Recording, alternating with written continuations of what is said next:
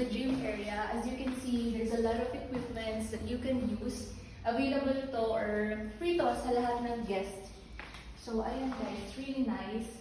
And ang maganda here guys is meron ding parang grill, barbecue area, and then katabi niya na yung swimming pool.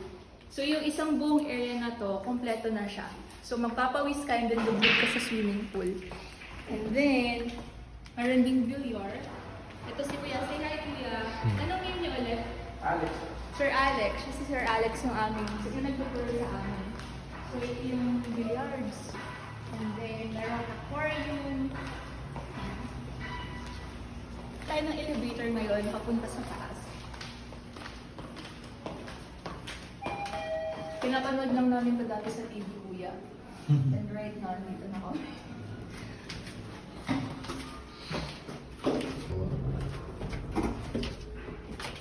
Wow! Look at that, guys. Malalaman mong si Sir Joel talaga yung owner nito because of the classiness ng buong area, guys. As you can see, talagang pinag-isipan bawat detalye. And ito siguro yung pinaka, ano tawag sa ganito, Kuya? Roof deck. Roof Roof deck. deck, ayan. So, ayan siya, guys. Oh, madulas ka. Dito lang mo. Basta. So, ayan. Yung sinihan mo. May sinihan pa, guys. And I'm very excited to see the theater area. And habang naglalakad ka sa pathway or hallway nila, makikita mo yung pinakadaan sa labas. Look at that. So, available to, Kuya? Like, Yes po. kung kunwari gusto mong manood ng movie Pwede ngayon, po. pwede. Bubuksan mo to para sa akin, Kuya. Pwede siya. Kahit dalawa lang kami. Pwede yung depende. Mamayang gabi ma'am. Pwede kayo. Pwede, wow. Grabe, guys.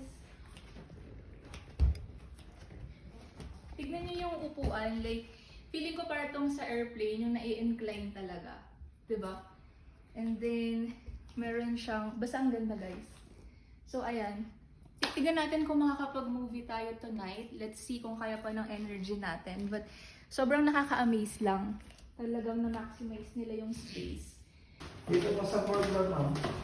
3 rooms. Pero yung buong 11 rooms. 11 rooms lahat. Hindi ko alam kung anong theme ng ganitong style, pero grabe, parang nasa ibang bansa. And merong mirror. Ayan. We are room number 4. So, ayan siya guys. Wow! OMG!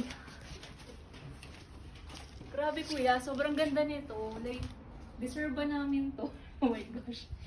Sobrang ganda. Dito kayo magstay sa buong gabi, guys. Like, good for 4 people to. And I believe ito po yung deluxe suite. Tama, deluxe suite siya, guys. Sobrang ganda. And look at the balcony, guys. Wow. Wala na akong masabi, guys. Grabe. Sobrang